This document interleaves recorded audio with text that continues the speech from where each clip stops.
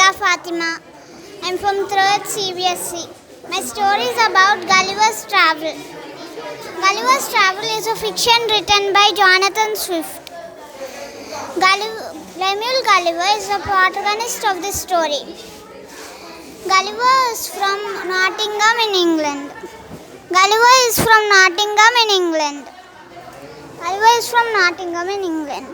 He studied in Cambridge and then became apprenticed to a surgeon in London.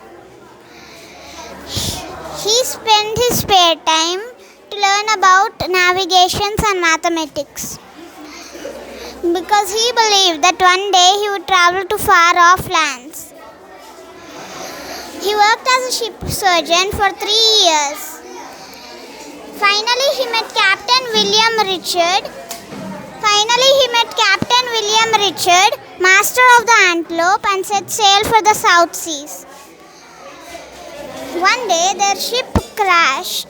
The ship was overwhelmed by a violent storm, and it was blown onto some rocks on November 5th. Many of the crew died. Gulliver survived and tried to escape in a lifeboat, but the boat was inundated and sank.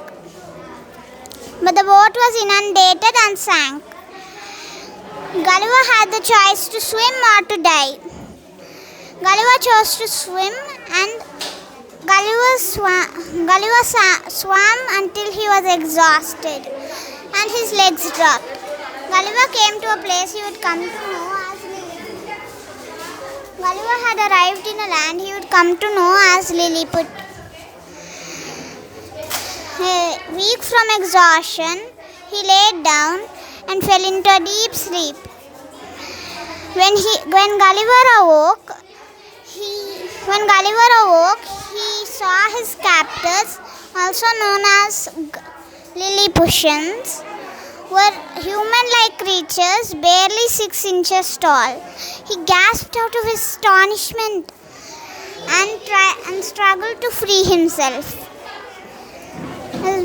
The more movements Gulliver did, the more times he was shot with arrows. So Gulliver thought it was wise to stay still and stop struggling. Soon the arrows stopped, and Gulliver communicated through sign language and told them to feed him. The food that he was fed with was laced with a sleeping potion. His captors placed him onto a carriage and took him to a disused temple. There he was inspected by the senior officers and the emperor. Thousands of the local inhabitants came to marvel at him. After that, it was all going well. He was invited to occasions. On one occasion, he stood like a colossus while the emperor's army marched through his legs. After that, the emperor, all was going good with Gulliver.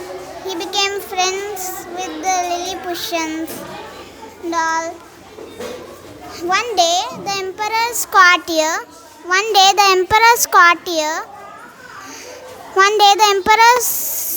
principal secretary told Gulliver that the emperor needed his help. Gulliver went to the emperor and said, "I'll help you in every possible way." The emperor said, "Oh Gulliver, the kingdom of Lilliput is facing threat by the kingdom of Blefuscu." So Gulliver was determined to capture their fleet and tow them back to Lilliput. When Gulliver went to Blefuscu, the Blefuscudians were so frightened that they leapt out of their ships and swam for their life.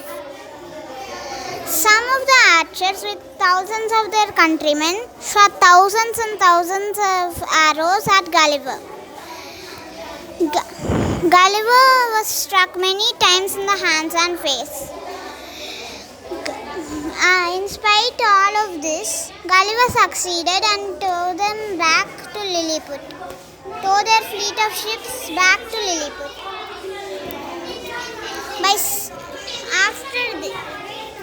After all this, when the Blefuscudians saw their finest ships being taken to Lilliput, they left in a state of grief and they sued for peace. And the war ended. By seeing this from Gulliver, some of the emperor's advisors were jealous of him. Some of the emperor's advisors were jealous of Gulliver and wanted to kill him or blind him. This was passed to Gulliver by the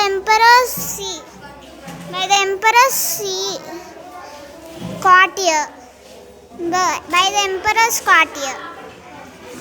The emperor's courtier told Gulliver that they were planning such things, and Gulliver escaped to Blefuscu. The Blefuscudian king welcomed Gulliver and welcomed Gulliver. While Gulliver was in the kingdom of Blefuscu, he noticed an upturned boat off the shore. He wanted to fix it, so he asked the Blefuscu king to help him salvage this boat. The king soon agreed to his request and ordered that Gulliver should receive all the help and materials he needed. After about 1 month, the ship's results were complete, and Gulliver packed all his things from there and was ready to sail. The royal court gathered to see Gulliver off amid great ceremony. Gulliver sailed north and was eventually spotted by one of the crew member of a merchant ship. That's all. Bye. Thank you.